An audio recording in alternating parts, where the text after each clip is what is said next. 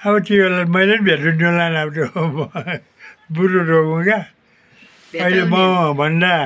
बुढो चौताराको सासू हुनुहुन्छ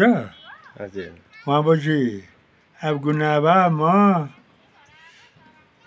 कमलबा हुँ म दुसरामा छु त्यो तल चौताराको सासू क्या दिल्लीको बजे उनी उहाँपछि म अब रोलले भेटेछ आज बुढो रोगले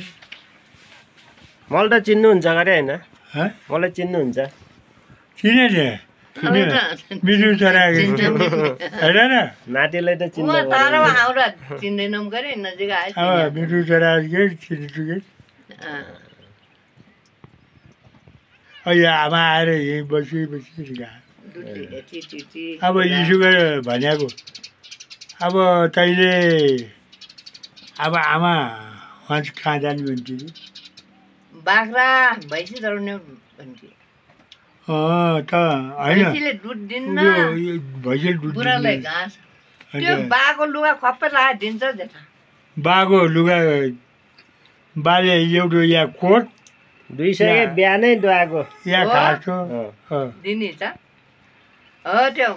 ठ्याक्कै त्यही लुगा ओर्ने अन्त त्यहीले